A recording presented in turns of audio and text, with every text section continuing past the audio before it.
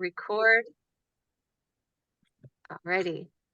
Okay, so welcome everybody, and welcome to our new faces. Welcome back to our familiar faces, to the Innovators Roundtable.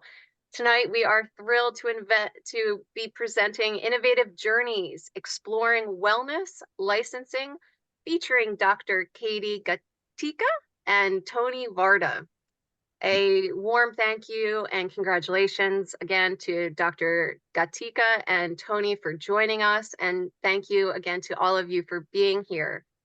As we know, no two licensing journeys are alike, and tonight's discussion will highlight the unique paths taken by Dr. Gatica and Tony in licensing wellness solutions, from child safety devices to innovative arm slings. Their experiences offer invaluable insights into navigating the licensing landscape. So we'll kick things off with a quick fire Q&A session, delving into the specifics of their licensing endeavors and the challenges they've faced along the way. Following that, we'll open the floor to all of you for an interactive audience Q&A session. Your participation is key to making these events enriching and insightful. So if you have questions, you can go ahead and start putting them in the chat, or just jot them down, make a note so you remember. Okay. And then you can stay tuned to the end. We'll have some closing announcements, including upcoming events and opportunities for further engagement. Your feedback helps shape the future of the Innovators Roundtable, and we're grateful for your continued support. So again, thank you to everyone for being part of this community. All right, so let's dive in, and we'll start with, again, some quick fire questions, and that will just basically help get everybody caught up and on the same page. And, you know, ideally, we'll try to keep the answers short as well. However, there might be a few that need a little more details. So we'll take it as it comes and leave plenty of time for the audience questions. Okay, so let's start. Again, Tony and Katie, is it all right if I call you Katie? Yep. Yeah, absolutely. Terrific. So thank you both again for being here. And we know that both of you had started your journey with the Invent Right program. So how long after joining the program did you get your licensing deal, your first licensing deal? Katie, would you like to start? Yeah, I don't know exactly. I want to say probably a year, Okay. a year or so. Okay, so not too bad. Yeah. I mean, it felt eternal, but yeah. You can understand that. And what about you, Tony? How long did it take? 3 to 4 years. 3 to 4 years. Okay, so you put in the work. Okay. Yeah. So again, starting straight out the gate here, no two licensing journeys are alike. So how about Tony, in a sentence, can you just describe your product for us? I know it was on the flyer, so many people might have already seen it, but if you could give a little detail. Yeah, it's a magnetic strap that allows people to connect to their therapy devices one-handed. So essentially it starts off with the arm slings, and we're moving our ways into abduction slings and cold packs. Okay, so that's amazing. And we should note that Tony has a professional background in orthotic fitting, correct? I'm a certified orthotic fitter by ABC board, yeah. Thank you for clarifying that. Okay, and Katie, I know yours is still a little bit under wraps. Can you give us some general details so people know what we're sort of dealing with? Yeah, it's a child safety device that has to do with like electrical safety and lighting, kind of having to do with children's night lights. And I have 4 kids of my own that wreak havoc with night lights. So I needed a solution for that. That's terrific. Yeah. That is so great, Katie. And I also wanted to mention that Katie is also joining us from the medical field, as I mentioned, doctor. Would you like to just describe briefly your professional background?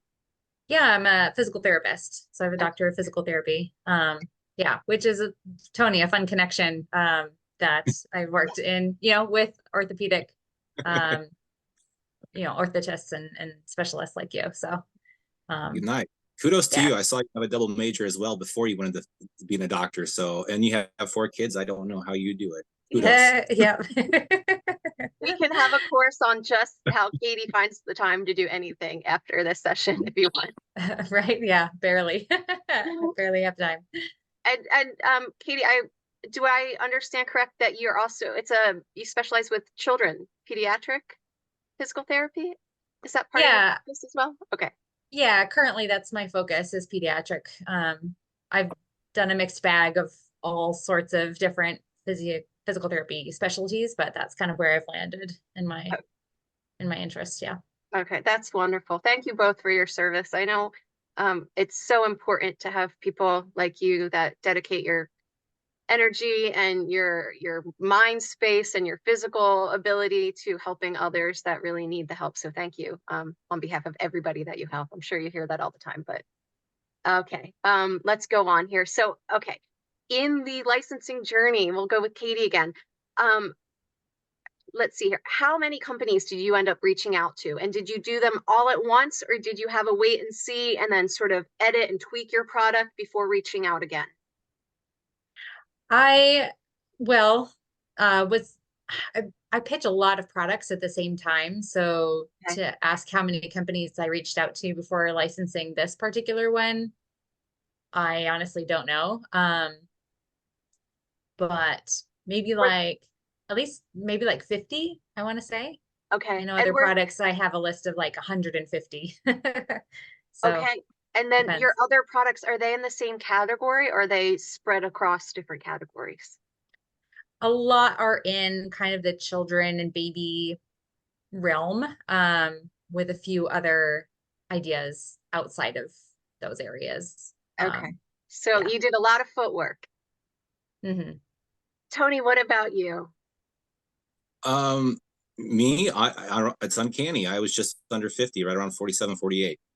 Well, So, and okay. I had a list probably of about 100 to 150. That's not an exaggeration for sure. So, because I think as you start the process of elimination to see if your product lines up with their manufacturing or what's on the store, you kind of start doing a process of elimination. So, Yeah.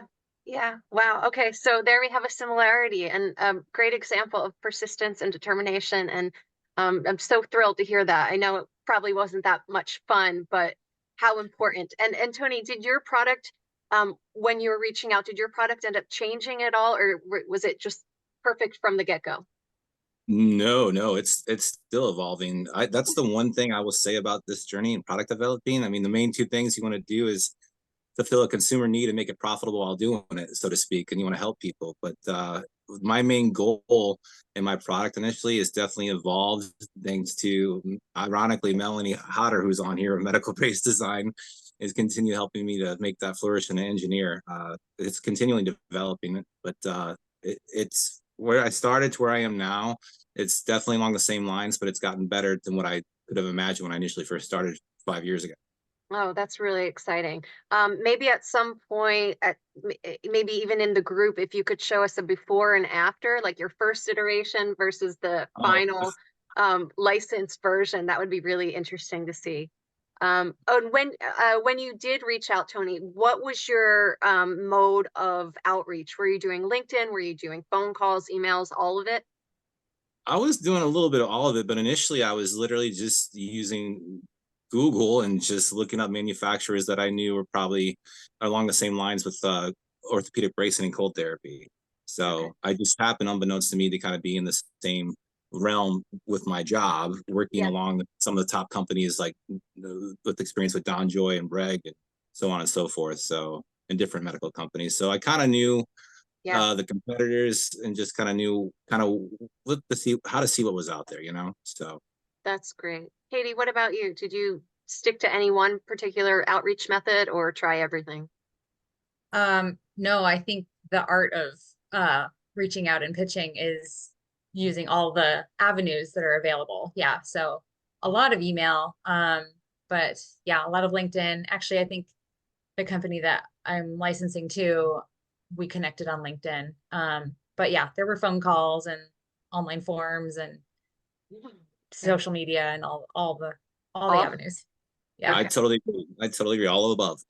Yeah, for yeah. sure. With the companies that you ended up licensing your product to, did you find that was an easy outreach? Was it like the first person you contacted and they just picked up the phone right away and said, great? Or did you have to go through a lot of, let me get you to this person, I'll check that person? How did that sort of system flow for you? For me, yeah, with this company, they're a smaller company, and so I contacted they're a husband-wife duo partner um ownership of this company, and I think it was him. It was one of one of the two, like one of the owners of the company that I ended up contacting on LinkedIn, um, which is lucky, I think, on the first outreach, because definitely with other companies, they're, you know, you get in, but it's not the right person. And so there can be a lot of chasing down of the right person. Right. And you can get there eventually, but it's Right. nice when you get there right away. How sweet that is. Yeah. Tony, I know you worked with a smaller company as well. Were you able to just reach out to the head honcho and reel him in? For the most part, yeah. I mean, he was actually one of the most receptive ones off the bat. But he was like, at this time, I'm not looking for anything to do anything at the moment. But fast forward a year of more phone calls and more developing that rapport, he found that there was a need for it because he wanted to expand his business. Because his main clientele essentially was cold therapy of some nature. So Yeah. he's like, I'd like to really consider bringing on your product, which is already in line with that, and expanding upon that. And that's where the slings came into fruition. So he really gave me. I didn't know that what was going to happen the way that things panned out. So, but yeah, no, I totally agree with and echo everything Katie just said. That sometimes I found that the bigger companies are in general harder to get through past the gatekeeper, so to speak. But it is possible, and it's just a lot of consistency to where you want to approach them, but not be aggressive. show that you're personable and you're not crazy, but that you're innovative and you can bring something to their company that they that they need or that they offer. You can add that value. I mean, so if you can Yeah. show them you're personable and you add value to it, typically overall though the response was positive. But in general, yeah, you're right. With smaller companies, they're a little bit more personable and it's easier to get to the people that run the show. Mm-hmm. Um, what about your marketing materials, Tony? Did you do a pitch deck? Did you do just a sell sheet? Did you have a video prototype? What did you present? I had mainly a sell sheet initially, and then I went through probably 10 to 15 prototypes with various companies.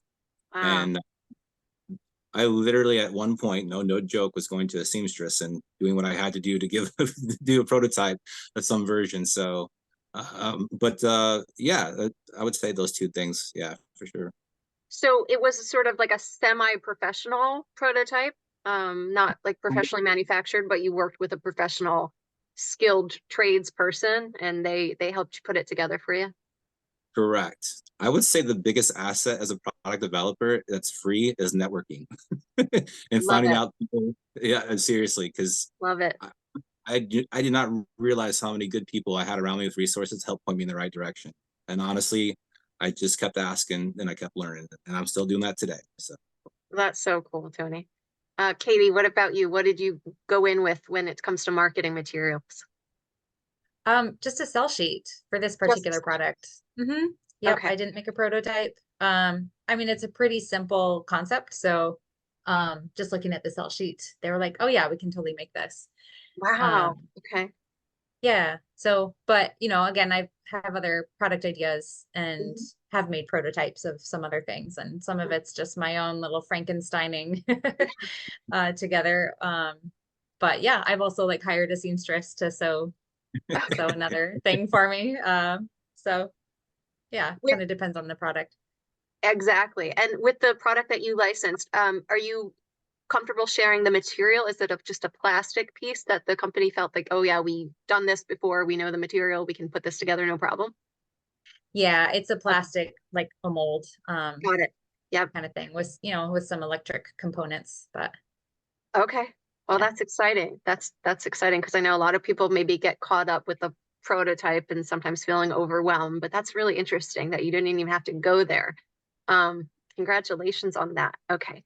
I got a few more questions and then we'll start to open it up for the audience. I know I caught one out of the corner of my eye, but let's see real quick. I know there's one that might take a little bit longer to answer here.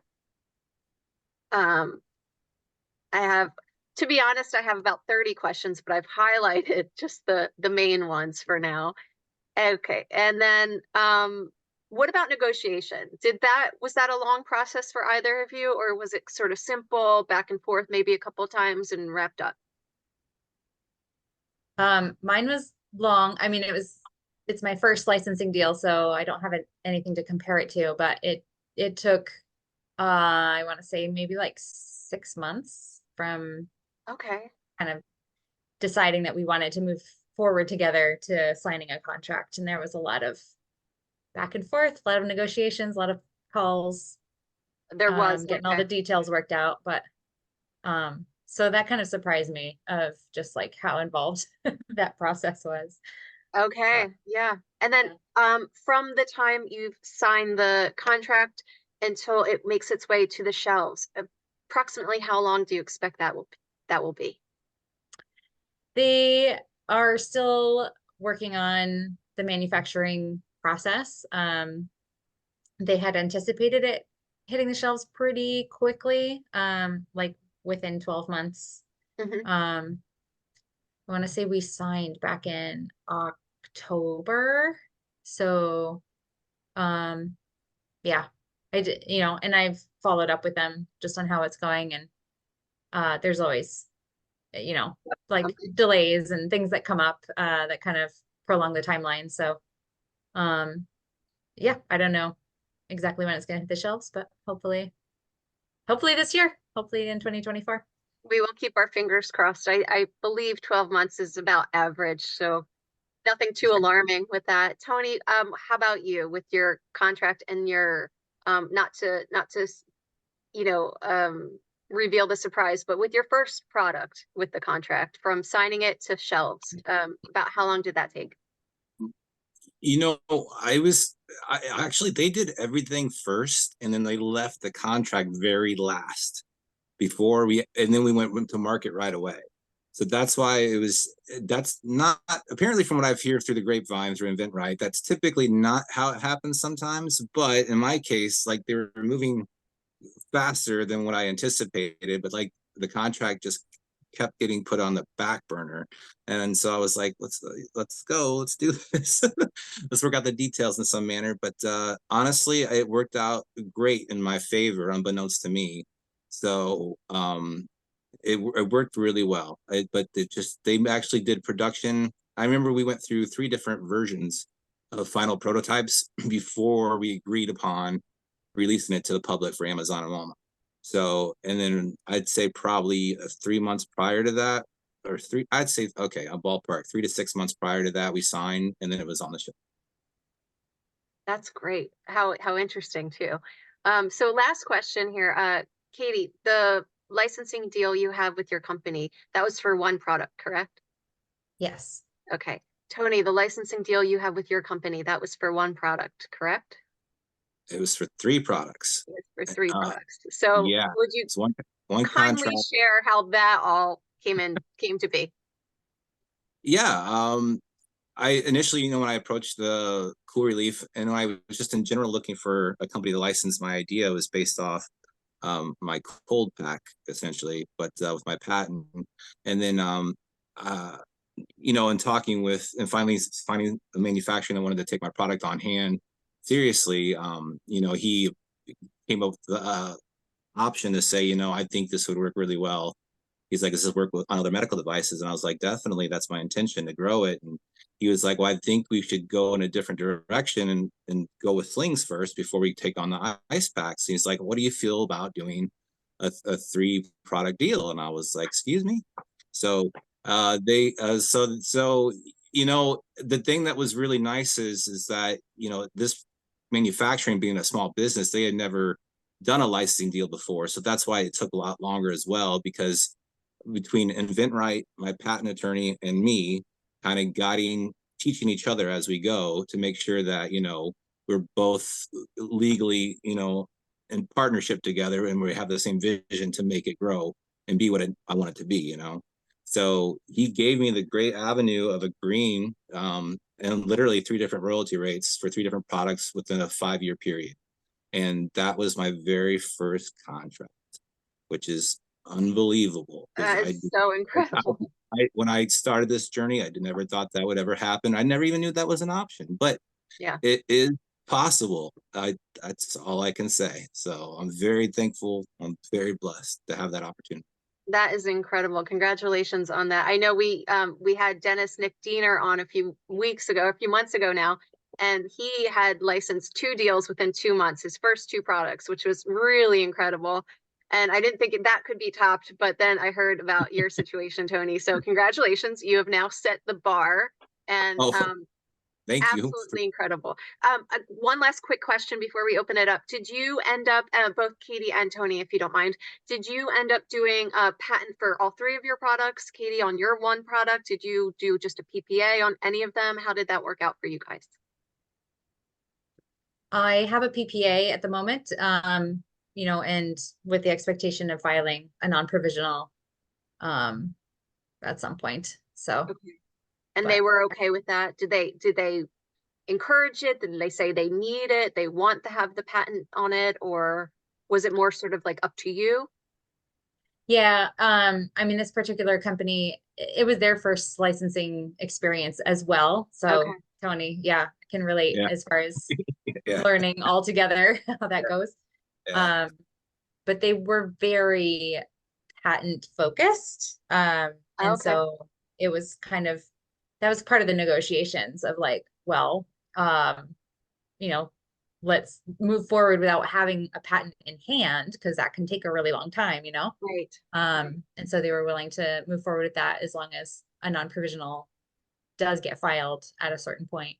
So Right. And it's interesting. This has come up a few times in the past couple weeks, this idea that um, if we could somehow come together and put some sort of pamphlet, brochure, booklet, just like an informational packet for so many of these smaller companies that have never licensed before to make it a smooth and easy transition or partnership for them. I think we could really start bringing on a lot more companies, which would be really great. So we might end up picking your brain about that at some point, Katie and Tony. But Tony, what about you? What happened with the your IP?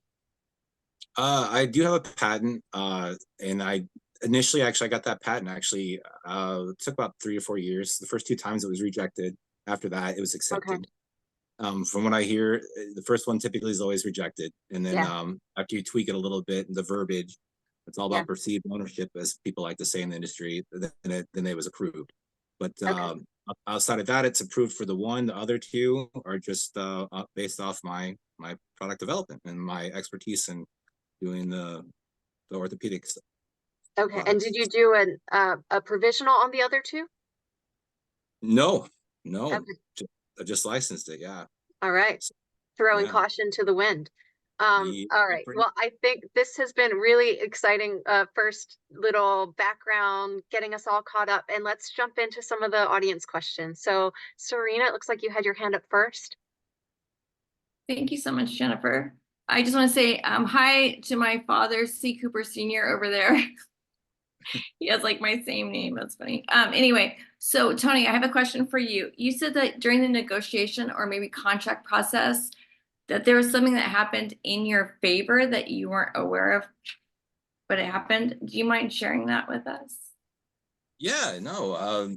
I just never thought that he would approach me with the idea to be open to say, I really like the initial product that you brought me, but I think that your product is very versatile, and which that was my intention as well. But he was like, I'd like to really expand my product line with your patent, along with adding that on to, because it's a strap assembly. So, and that's what's patented. Yeah. So they're like, I think that this would be a great idea for my business to expand into arm slings market. And so he was like, how do you feel about doing an arm sling and a abduction arm sling? And we kind of complemented each other, because I knew, just from being in the industry, what made things billable and what things didn't make things billable. So in the process of Right. designing it, I actually showed him and walked him through how to make things billable for, as they like to say in the world of Medicare, PDAC, to get approval essentially to make these products billable. So then you could Right, actually right. take it from That's off, huge. take it from off the shelf to actually making it billable to where it's more marketable, more financially, beneficial. So he gave me that venue, and he agreed to it, and he was open to it. So initially when I walked in the door of that conversation, I had just one product in mind to sell him on, but he actually opened up the door for two more. And unbeknownst to me, I had the expertise to actually make it happen and more beneficial down the road for both sides. So it was.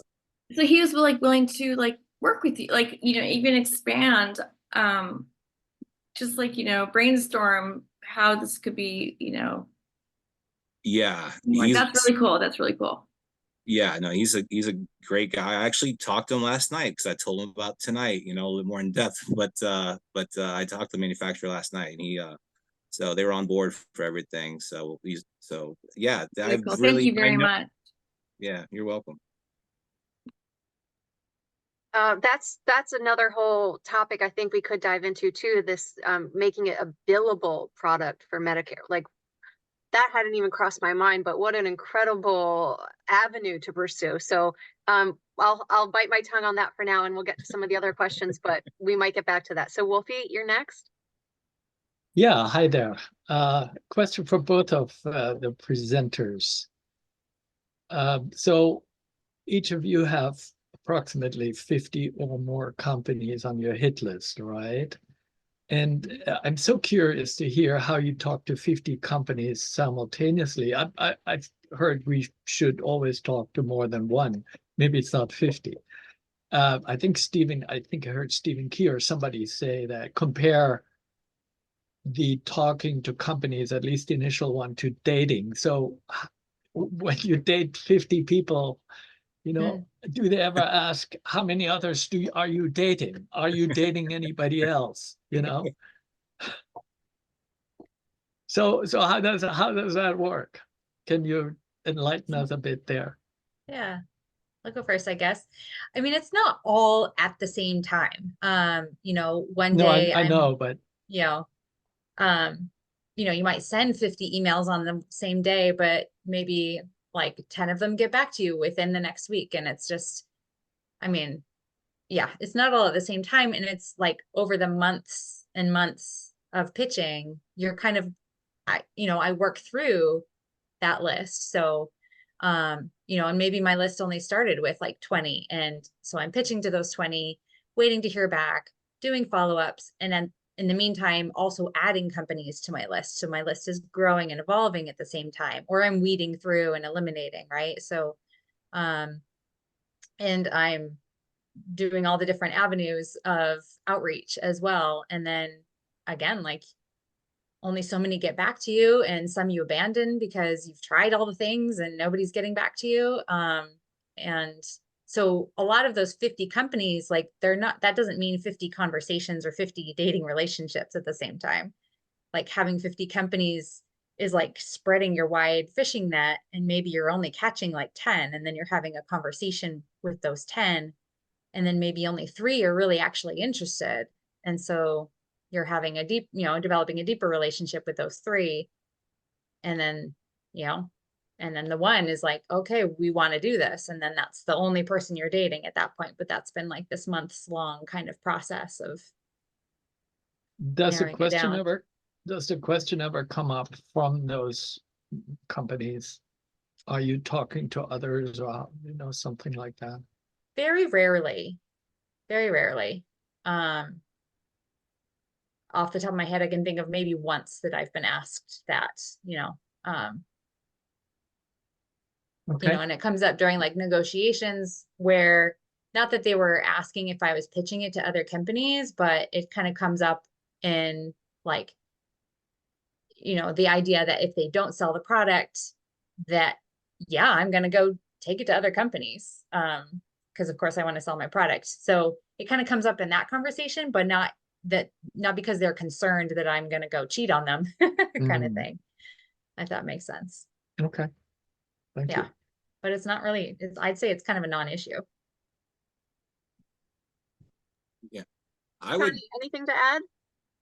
No, she hit the head on the mark.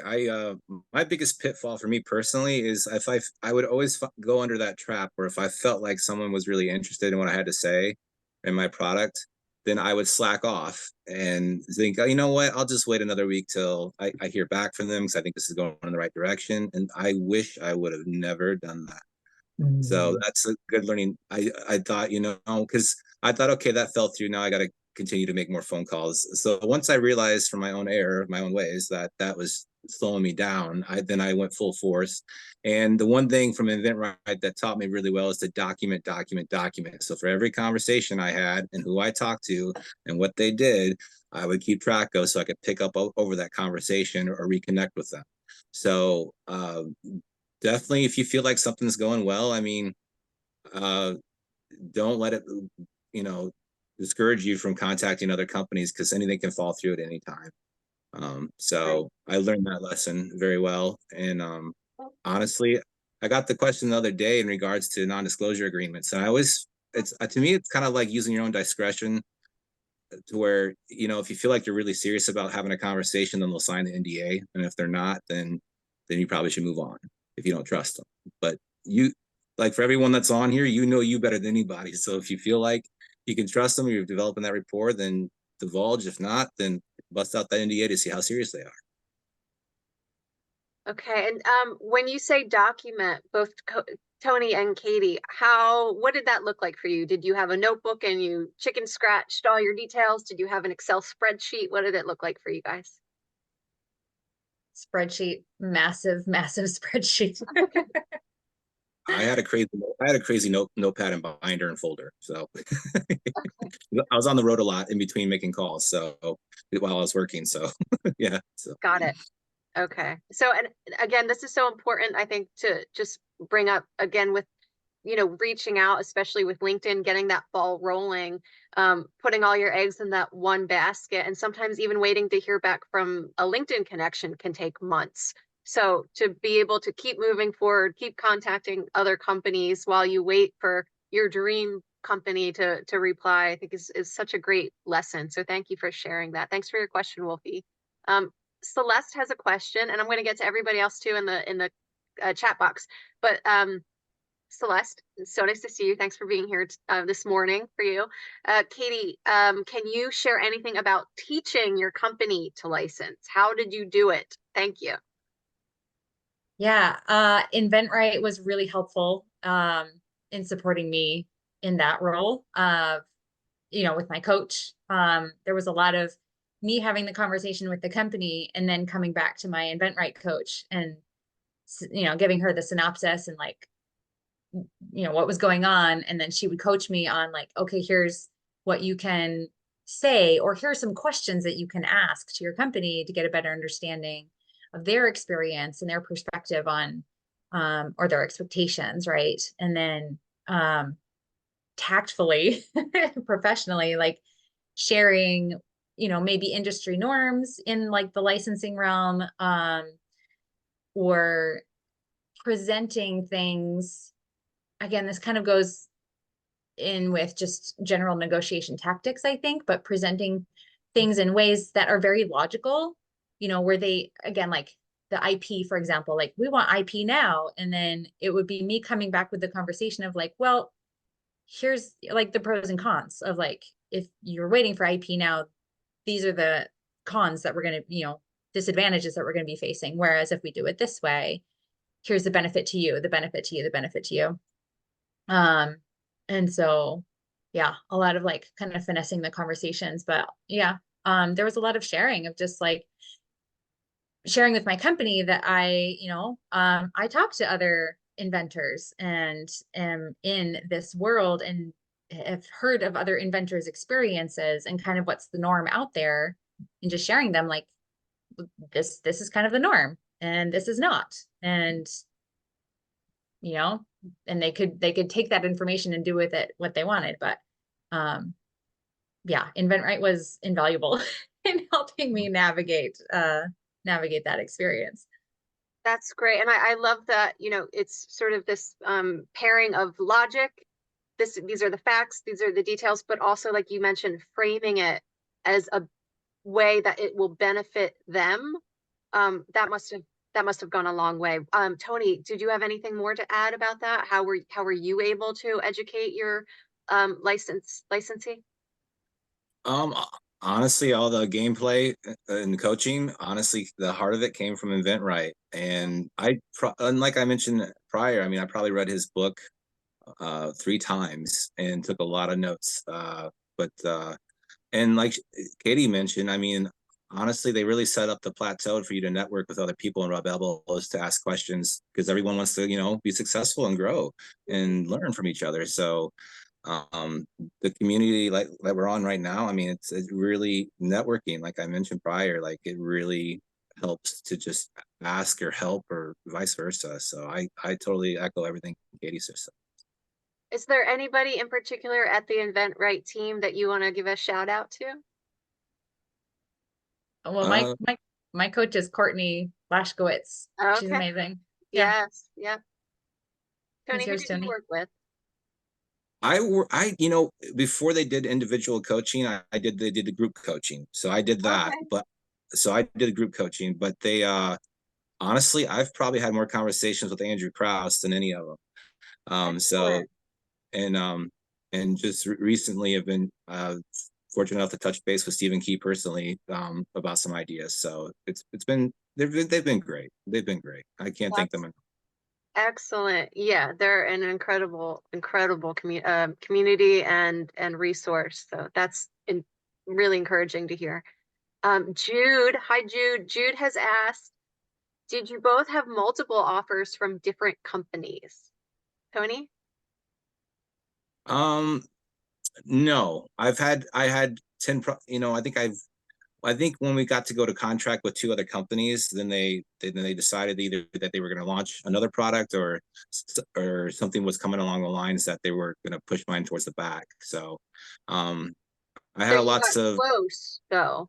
I You got were very close. close to the 2 or 3 other companies. And Okay. at the last minute they fell through. But the one that I'm with now was consistent, and I saw more progress.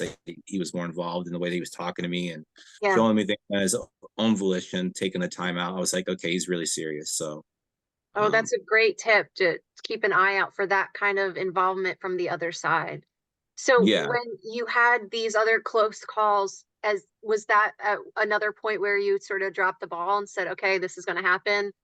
Yes. Oh yeah. Hanging up the phone, we're done with the others. Yeah. Okay. When I initially first started the first year or so, I was like that, but I learned quickly after that it's just wasting time otherwise. Wait on somebody else. So yeah. So that attributed to the longer wait period to get it actually licensed a little bit. yes, I would say for sure. I would say that probably a year plus COVID. So to be honest, a year plus COVID, so those 2 things headed my way that kind of detoured taking it so long. Yeah. Okay. Katie, did you get close with any other companies? I got kind of close with like one other company, but Okay. as far as multiple offers, no, just the one. Okay. Let's see. I know we had Billy Rose here. Billy Rose, she says, thank you. Hi, Billy Rose. Thank you, Tony and Katie, for sharing. Can you talk a little about how you navigated the actual licensing contract? Were you still with InventRight at the time, or did you figure it out on your own? Thank you. Katie, you want to? Sure. Field Yeah, this no, I was definitely with InventRight, and I think that was the biggest return on my investment in, getting coaching with InventRight was that contract negotiation piece. Okay. Yeah, as far as like sell sheets and pitching and like I probably could have figured that out on my own. I mean, there's a lot of value that InventRight provides as far as how to do that as well. But as far as like negotiating a contract, I was like really in over my head if I had been on my own. And they were really thorough and really involved and really helpful in helping me negotiate that contract. All them. Okay. Just like showed up on the calls and I did what they told me to do, basically. Got it. Yeah. So you were a great student. Yeah. Tony, how did you do? InventRight initially, from what I learned through the program and the books and the podcasts and YouTube, etc., I knew how to set the terms and what to look for. Okay. Generally thinking. Now after we negotiated initially the first terms, then I brought in because I wasn't doing InventRight at the time. I brought in my patent attorney, who I developed a good relationship actually from the get-go.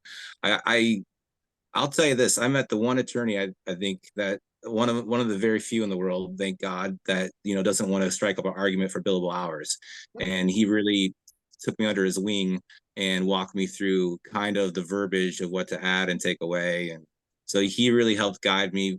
So, but the terms initially, before you actually draft up a contract, I was able to do that thanks to InventRight. Wow. Because I was out of the program already at that time, but the terms I knew how to set, because again, I was teaching him as I was being guided in the back end from my patent attorney and then InventRight, so to speak. So so I was very thankful to have that. How did you go about finding a patent attorney that you were comfortable with and that was such a good fit? Short answer, a friend, a friend of a friend, a coworker, I just mentioned that where I was going, and ironically, my patent attorney does patents for weapons for the government, for the military initially. Oh wow. Okay. I was so he's like, I actually do some other stuff on the side, in regards to your type of field. And he's like, I'd be happy to meet with you. And then the rest is kind of history. And I've had a relationship with him now for 6 years. He's been, Oh wow. been great. Yeah. So again, big thanks to the network. Yeah, no joke. Very, very thankful. Yeah. That's awesome. Just a quick follow-up on Yes. that question. Billy Rose. Thanks. So yeah, I agree with Katie, like 100%. The other stuff is it's helpful, but like, the hard stuff I think is negotiating the contracts. So you were able to get to that part of the steps within your year of being at InventRight? Is my question for Katie. And then yeah, I was probably in InventRight for no, definitely over a year. I want to say like probably I'm not clear on the timeline. I feel like it all went by so fast, and yet it took forever at the same time. so Let's did say you over a guys year, do between like a year and a year and a half, I think, before I started with contract negotiations. so if your year was up already with InventRight, whenever you got the contract help, did you do like the month to month thing, or I did like the 6-month package or whatever they do. I okay. like signed up for another 6 months. Yeah. Was that the same with you, Tony? Yeah, I think mine was a little bit shorter because the time the programs were, the way they were selling them at the time was different. I think I did like on a 3-month basis, and it was like month by month. So I think altogether was like 7 months I was there with InventRight. Awesome. Thank you guys.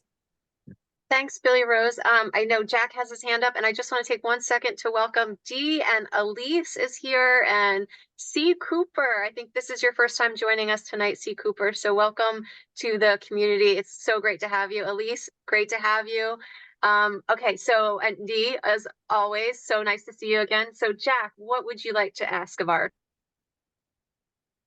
Thank you. This is for a question for Tony and Katie.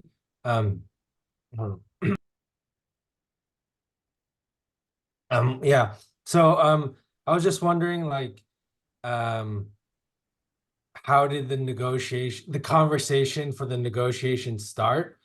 And like, who was the first one to bring up the contract in the conversation? And was there anything beforehand that was done to kind of like prepare or like get a good deal for yourself, or like try to leverage anything to get good terms for your deal? And maybe one question is like one extra thing is like, was the like I know I remember Katie brought up something, but like if the manufacturing was completely figured out before the deal was made, or if there was stuff figured, or like how much of it was figured out before a deal was made or something like that. I'll go first, I guess. So, I mean, there's a lot of conversations that happen before an actual contract is drafted where you're talking about terms. You know, once the company's decided, like, yes, we like this idea, we want to license it from you, it's like, then what? And then you're talking about, well, what would be, and I can't even remember, it was so long ago. There's kind of like a list of terms that you kind of just want to have more of an informal conversation about, where like, okay, what would be mutually beneficial as far as like territories and exclusivity and, you know, royalty rates, and, you know, how long of a contract is this going to be? And so you're almost negotiating and just kind of going back and forth on that before anything's written on paper.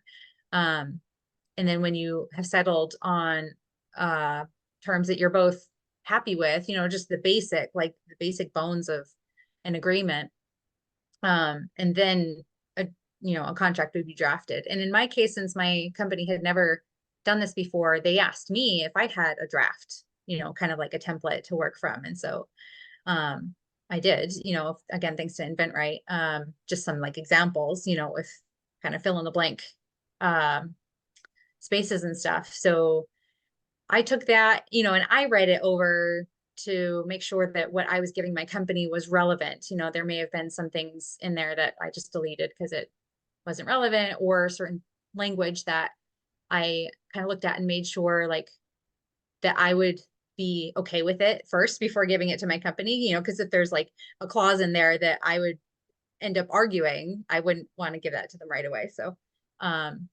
you know, I kind of drafted something that I would be happy with and then gave that to them saying, here's an example, you know, this isn't here, these are my terms here, sign this. It was just like, you can take this to your attorneys to work with, and then their attorneys drafted it up and put our terms in, and, you know, and then from there, we're kind of going through with a fine tooth comb. This point, you know, 32BX1, like, how do we want to change this? And just kind of went from there. Did I answer your whole question? I feel like there was a part B to your question that I may have missed. Thank you. Yeah, the part B, I guess, was about if how much of the manufacturing was figured out before the deal. And I guess the reason why I bring up these questions is because I'm in kind of a this situation right now, and like, so I've been talking to a company for like a year, and then but I don't think it's the right time to bring up the contract yet, but I think it could be getting really close. So I guess yeah, I guess I feel really eager to learn more about any experiences regarding that. So that's probably why yeah, and yeah. Okay. Yeah, they had conversations with their manufacturer overseas to just make sure they understood that it was possible to manufacture before, yeah, we had anything in writing. You know, and so they had that conversation with their manufacturer, and they kind of gave their feedback of like, yeah, we could do it this way and that way. And then, you know, that gave them just the confidence to move forward with like, oh yeah, this is actually feasible, let's move forward. But as far as actually creating any kind of physical prototype or anything, that was after the contract was signed, in my case. Does Tony have a different experience? Yeah, for me, it was just they went through all the final versions of production, and once we agreed upon it, then we went to contract after that. So it was very different than a little bit different version than Katie's. So we just yeah, we went through, I think, for each product at one point over the course of 6 months, he had sent me from the manufacturing company 3 or 4 different samples that turned into 3 or 4 different final versions of each product. And then after we agreed upon the first one to go forward with, which was the sling, the magnetic arm sling, then after that, and then he placed an order for a shipment, then we signed a contract. So that's how it kind of played out with ours. So I hope that helps. Mhm. I When- was also curious about how for you, Tony, if how the conversation started with like did you bring up the deal the contract first, or did they, or like it seemed like from the previous answer it kind of happened naturally, but I was just kind of curious if there's any detail of like the conversation. Yeah, no, you hit the head on the nail in regards to that. It did kind of happen naturally. But I initially, I think, broke the ice on that. Because we were getting so close in the final versions of production. Like, okay, you've got your manufacturing line set up. Like, okay, it's time to sign because there's nothing else left to do at that point. So, but it was really. Like I mentioned prior, like, it was the first manufacturing company that ever did a licensing deal with anybody.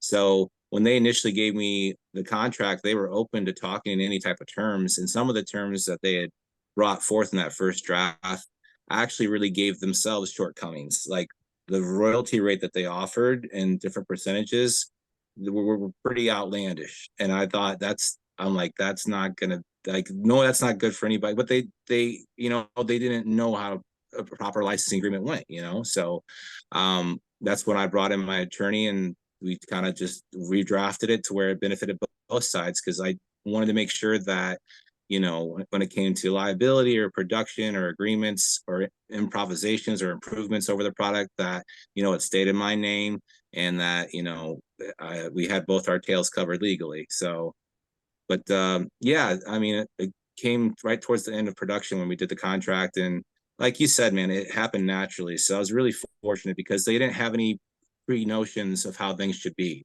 So they were open to a little bit of everything. And they still are today, and they've been great. So Tony, since your contract came so late, Mm-hmm. it seems like you just had some natural trust mutually, which is a marvelous thing.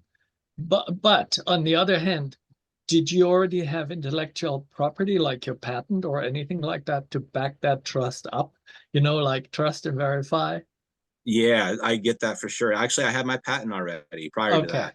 Yeah, I So did. that gave you some Leverage. Yeah, yeah. so to speak. But I mean, to be honest with you, I was talking to him while I was in the process of getting my patent. So I mean, I talked to him for 3 to 4 years. I mean, that's something that's a very important point. Is when I initially contacted him, I mean, we didn't sign until 3 to 4 years later. I mean, this is a time period where between him deciding to launch a different product at the time, and then COVID, and then me pursuing other companies to see if there's something else there.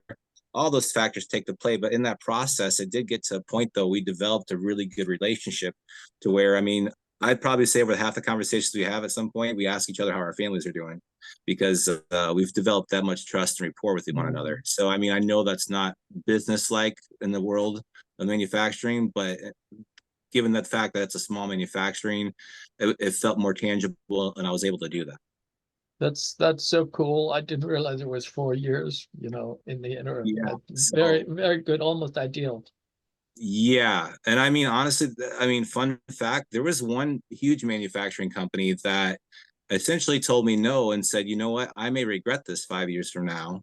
But he actually would call me. He did for 6 weeks straight on every Friday, and just see how I was doing, or talk to me, or let me pick his brain, because we developed that type of relationship. And it's a huge company. And like, I was just really, I found venues of opportunity to develop relationships, even if I knew it wasn't going to go anywhere. But the fact that he would come to me with that type of transparency and say, like, I think you got something good.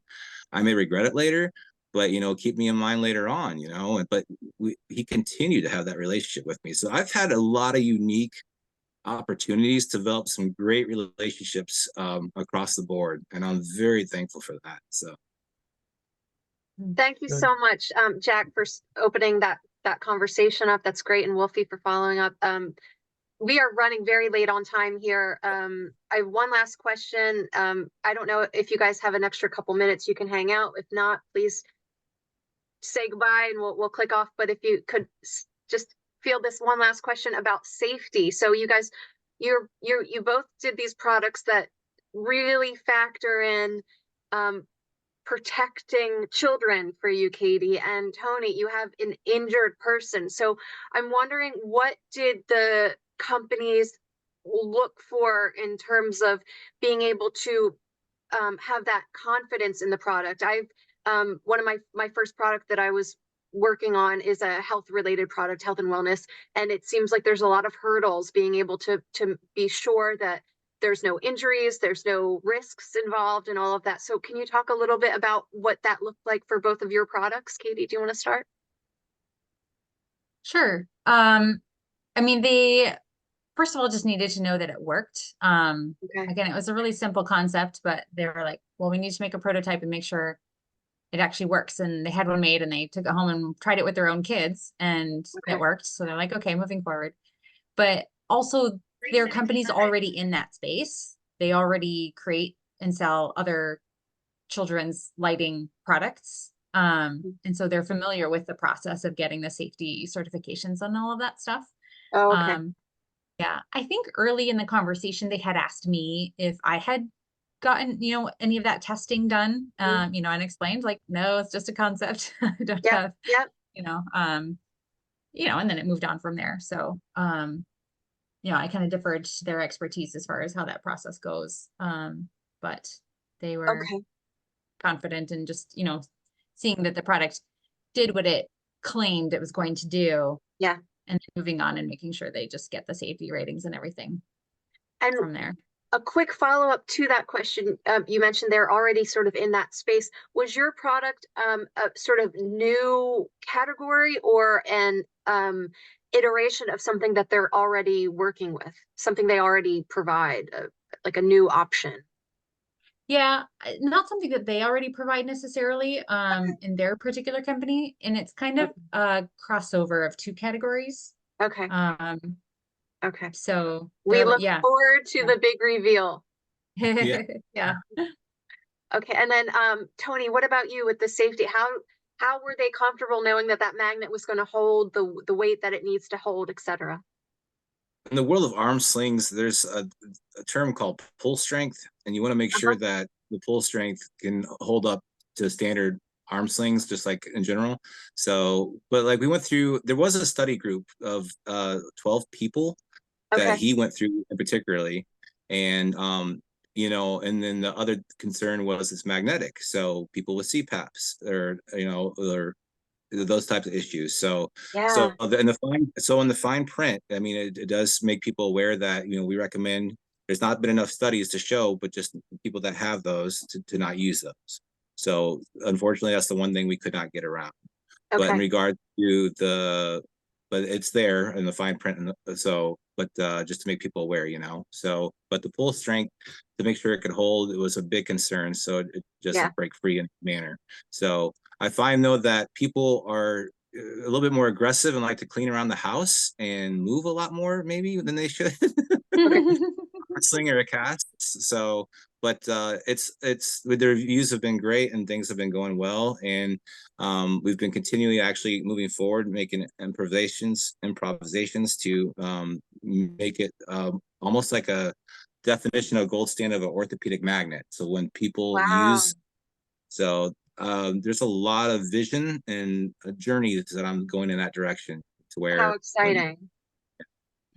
And to clarify, Tony, I'm sorry, Katie, did you want to add something? Oh, I was just going to crack a joke that as a PT, I can attest to the fact that patients don't do what they're told. Right.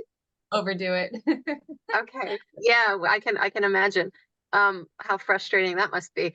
And Tony, just to clarify really quickly, you mentioned you had the 3 deals in the one contract, but over a time of 5 years. So what does that look like? So initially we agreed upon for every product, we give each other, I'd give him essentially 1 year to 15 months to get each product to market. So Okay. that was the general term and guideline. So one product at a time he's launching. Correct. Okay. Yep. Okay. Well, yep. Please let us know if that changes and you have all 3 on the shelves right away. That would be so exciting. Yeah, that's the goal. Yeah, that's the goal. Absolutely. And I'll ask one last question. We'll wrap it up here. But moving forward, Katie and Tony, what else is sort of in your pipeline that you want to share? Is there anything coming close? Are you taking a little breather, or how does that look for you, Katie? I am really busy with life. I own a couple other businesses as well. wow. And so yeah, I've slowed down on pitching. There's still a lot of other products in my pipeline that I'm working. They're all in different stages, from conception to marketing materials and pitching, but slowing down, but still moving forward with that. So I have lots of other ideas that I want to get on the market. That sounds great. What about you, Tony? Anything unique or unusual or out of the realm of the wellness category? No, honestly, I'm going to build on the foundation that I have and make them the best they can be. That's where I'm at. So that's awesome. That's so cool. Yeah, that's where I'm at. Cause I got 2 more products plus this one. So I'm going to continue to strive to make them better than I could ever expect. So yeah. Well, that's wonderful. Both of you, again, so valuable to have your innovations entering the world. It's just, and it's a thrill to find out so much about the journey. I know we could keep you guys here for, I don't know, the next 5 hours, but we won't. Out of respect for your time. So again, I want to thank you and for generously sharing your time and for sharing your expertise tonight, and your insights have been absolutely invaluable. And as I think it's safe to speak for everybody here, we all wish you both continued success on your innovation journeys and can't wait to see what's next for you. All right. Thank you so much. This is fun. Thanks. Oh, thank you so much. And just a note about the innovation of the Innovators Roundtable. I just want to remind everybody that we are going to be trying out a standing Thursday session night. So if we don't have a speaker, we are going to be hosting the coffee and chat session. So our next session will be Thursday, March 14th at 8 p.m. Eastern time. So we're starting the session an hour later to accommodate some of our central US and Midwest and West Coast members that can't make the 7 p.m. And again, this is just a session where we can have a virtual, casual gathering together, share any progress updates, network, discuss areas of struggle, bring a coffee, bring a tea, depending on what time you're joining us. Bring your cat or dog if you want. It's very casual, but very informative and enriching. We've done this a few times already, and every time everyone leaves super inspired. So I'm looking forward to that. Also, mark your calendars. Our next guest speaker will be March 28th at 7 p.m. Eastern Standard Time. We will be featuring a professional copywriter. So stay tuned for more details on that. It's going to be an incredibly enriching event as usual. And it may even include the possibility to tweak some of your own copy live during the call. If you haven't already, please participate in the Innovators Roundtable group poll to help us tailor the programming we bring to you. And don't forget to send some goodwill by dropping some LinkedIn endorsements to our incredible speakers tonight, Dr. Katie Gatica and Tony Varda. It's a great way to help build their professional reputations and to help build rapport amongst each other. As always, remember to check back to the Innovators Roundtable page for upcoming events and updates. The notifications don't really work, unfortunately, so it's on you to keep your eye on the group.